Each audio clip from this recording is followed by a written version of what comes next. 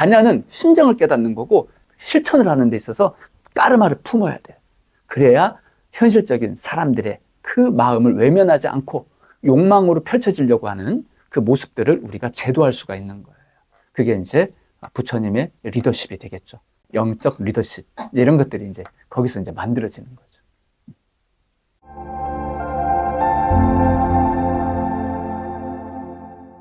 신성이라는 이 단어 하나도 사람마다 다 다르게 표현됩니다.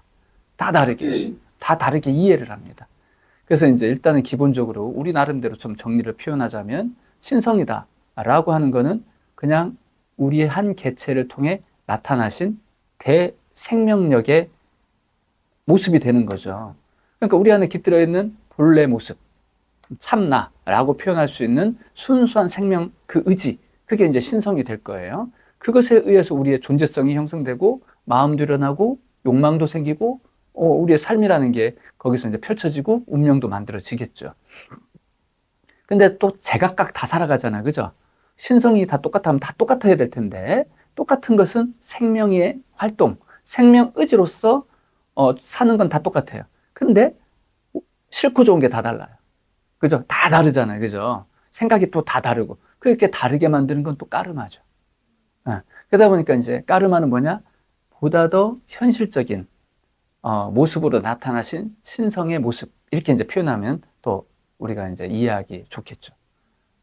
그래서 이제 깨달음 직전에는 신성을 자각하지 못하니까 철저하게 까르마로 말미암아 지배받는 인생을 살다 보니 그 속에서 생존 의지는 일어나고 그 생명 보호는 나 한 개인을 보호해야 되겠다라는 투철한 마음으로 에고적인 생각, 에고적인 이 사유 체계를 지키려고 굉장히 애를 써요. 심지어 목숨을 걸죠. 내가 옳다라고 여기는 사상과 신념을 위해서 죽어버리는 거죠. 내 목숨을 초기화와 같이 던져버려요. 그러면서 자기 사상과 신념을 지키거든요. 그러한 어떤 제 에고적인 어떤 입장, 그런 것까지도 이제 그런 모습들이 이제 다 다르잖아요, 그죠? 다 다른 그 모습들도 다 알고 보면 이제 까르마로 이제 나타나는 건데 에고는 그거 모르거든요. 이게 일단 목숨 바쳐 지켜야 될 거라고 이제 생각하는 거예요.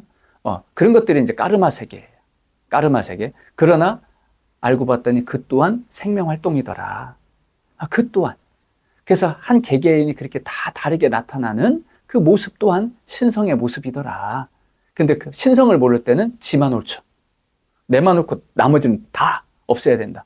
심지어 거기 명분을 새겨서 집단 사륙을 하기도 하고. 아주 폭력의 시대에, 암흑의 시대에는 자기의 옳음을 중심 삼고 다 죽어 없어져야 된다고 생각을 하고 내 종족, 내 인종만 옳고 나머지는 다 동물 취급해버리고 생명의 소중함이라는 게 없죠. 철저하게 생명을 보는 게 아니라 관념, 사상, 이념에 사로잡혀서 이렇게 이제 살아가는 그런 세상을 이제 살아오다가 지금은 생명에 대한 인식을 갖고 그 인식 속에서 이제 보다 더 이제 사람들의 가치를 귀하게 보는 시대로 이제 온 거죠. 그만큼 사람들의 인식 수준이 신성을 보편적으로 생명의지로 자리 잡고 있는 우리 안에 있는 신성을 이해할 수 있는 시대로 지금 성장해 와 있다고 보는 거예요. 그러다 보니까 그 보편적인 어떤 그 신성의 개념이 거기에서는 불성이잖아요. 그죠? 또는 열애장. 모든 이에게 다 부처가 깃들어 있다. 얼마나 위대합니까? 그죠?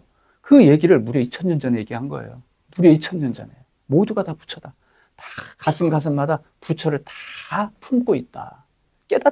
깨닫지 못했다가 이 한 개인을 평가할 수 없다. 모든 이들의 가슴은 부처다. 라고 이제 보는 안목을 열어준 게 대승불교였죠.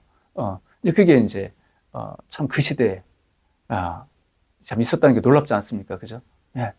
근데 오히려 그 시대를 지나고 나서 암흑기가 오죠. 전쟁의 시대가 오고, 완력과 권력과 투쟁의 시대가 오고, 그때부터 인간은요, 그 권력가에 의한 소모품이 되고, 종이 되고, 막 이런 수준으로 이제 전락을 해버리는 거예요. 인간이 아닌 거예요. 그러면서 거기서 또 사상을 세우고, 신념을 세우고, 뭐 이러면서 이제 엎치락 뒤치락 하면서, 지금은 이제 인간의 보편적인 이 영성, 신성, 이 불성을 얼마든지 깨달을 수 있고, 그걸 보호받는 시대에 온 것 같습니다. 아주 훌륭한 시대를 살아가고 있고, 이 시대를 우리가 잘 보내줘야 돼요. 어쨌든 세상은요, 철저하게 까르마의 세계이다 보니 까르마는 철저하게 업력, 까르마의 힘으로 움직이게 돼 있어요. 이 세계관은요. 업력으로 움직여요. 힘의 논리가 그대로 지배합니다. 깨달음의 세계도 똑같아요. 깨달음의 본질은 그 자체, 본래 그 자체를 깨닫는 거지만 이걸 표현할 때는 저 사람 말이 더 옳아 보이는데 왜 옳아 보이는데요? 물어보면 저 사람을 따르는 사람이 더 많잖아요. 당신을 따르는 사람보다. 그러니까 저 사람 말이 더 옳은 거 아니에요? 이런 식으로 이제 보는 거죠. 보다 더 따르는 사람이 없는 이 사람의 말이 더 순수해.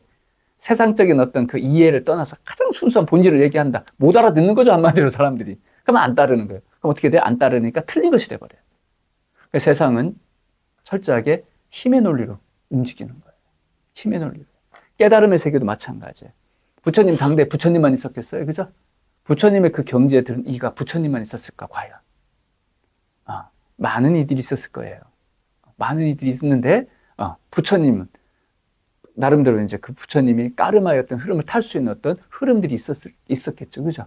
네. 그래서 이제 그렇게 부처님이 이 시대를 넘나드는, 그, 대성인으로 자리 잡고, 또 그 예수님도 그런 거 아니겠어요? 그죠? 예수님도 그렇고. 소위 대성인이라는 분들이 그 대성인만 옳은 게 아니죠. 그 경지에 들어간 많은 분들이 계시지만 그걸 어떻게 이 세계에 펼쳐내느냐, 그게 중요했던 거예요. 그 교육을 해야 돼요. 이 세계에 펼쳐낸다고 했을 때는 인간의 그 까르마를 다 아우르고 그 까르마를 포용하고 그러면서도 불구하고 가슴마다 그 감동을 심을 수 있는 그 공덕을 쌓느냐. 그것으로 말미암아 사람들이 받아들이고 안 받아들이고가 돼요. 깨달음과 무관하게. 중생들 입장에서는 깨달음이 뭔지 어떻게 알겠어요? 그죠? 자기들 입장에서 감동이 돼야 돼요. 첫 번째. 감동이 되지 않으면 외면받습니다. 암만 깨달음이라 하더라도요.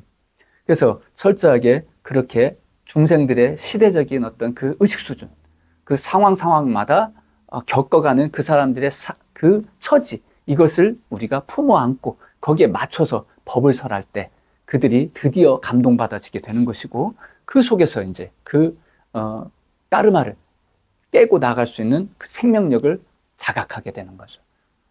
그래서 이제 이 길을 가는 이들은 철저하게 이 중생사를 대할 때 그들의 다양한 옳고 그름에 까르마가 있지만 까르마를 품지 않으면 안 되는 거예요. 까르마를 품어가야 돼요. 까르마를. 그게 바로 이제 깨달은 자들의 몫입니다. 안 그러면 외면받아요. 외면받으면 어떻게 돼요? 존재하는 줄도 몰라요. 그 말은 뭐예요? 사람들한테 영향력을 못 끼치는 것이 되는 거예요. 자기만 오라 그냥. 그러다가 끝나버려요. 그러다 보니까 철저하게 세상의 까르마를 품어야 되다 보니 까르마를 품는 수행이 또 있겠죠. 반야만 알아서는 안 되는 거예요. 그래서 그 다음 단계인 방편바람일다가 있는 거예요. 십바람이라서는.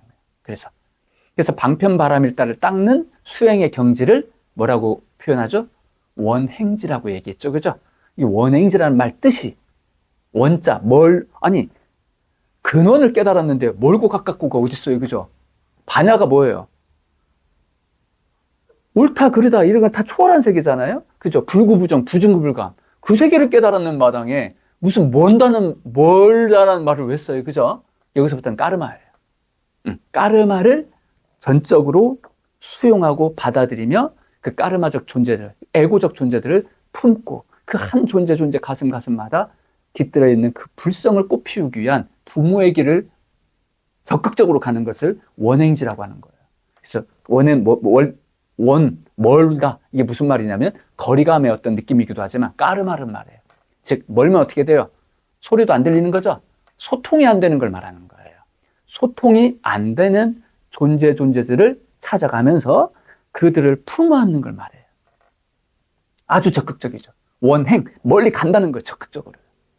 오기를 기다리는 게 아니에요. 내가 찾아가는 거예요. 내가 찾아가는 거. 일종의 그래서 이제 부처님께서는 전도 사명을 주죠. 제자들한테. 무소에 뿔처럼 가라.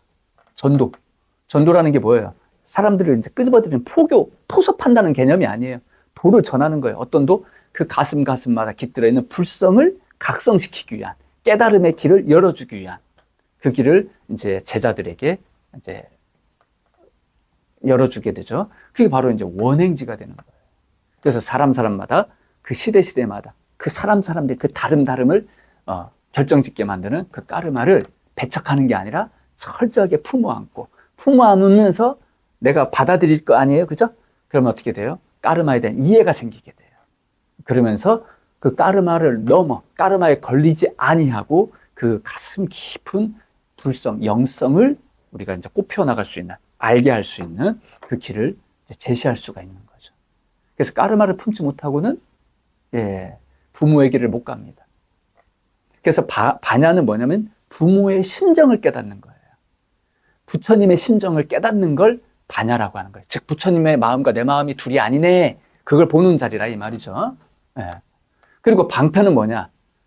본격적으로 실질적인 내 몸을 가지고 까르마를 쓰고, 까르마를 쓰려면 어떻게 몸이 필요하죠?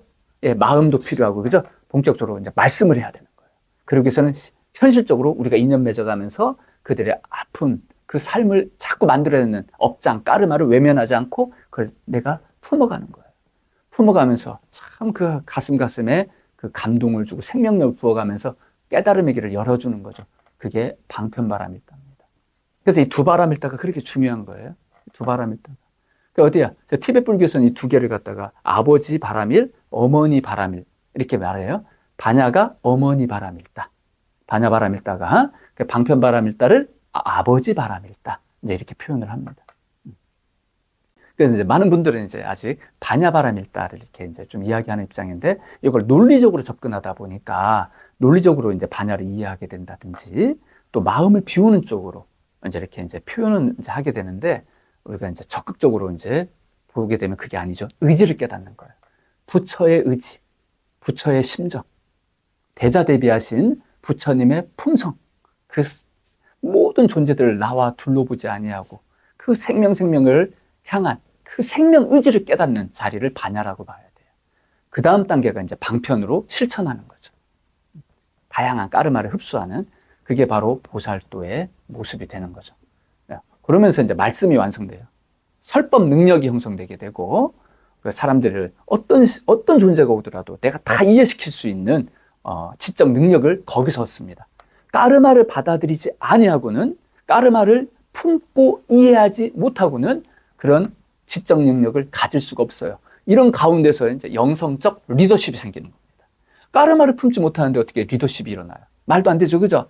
반야만으로는 어려운 거예요. 반야는 심정을 깨닫는 거고, 실천을 하는 데 있어서 까르마를 품어야 돼요. 그래야 현실적인 사람들의 그 마음을 외면하지 않고 욕망으로 펼쳐지려고 하는 그 모습들을 우리가 제도할 수가 있는 거예요. 그게 이제 부처님의 리더십이 되겠죠. 보살 리더십, 뭐 이렇게 얘기해도 되고요. 영적 리더십, 이런 것들이 이제 거기서 이제 만들어지는 거죠.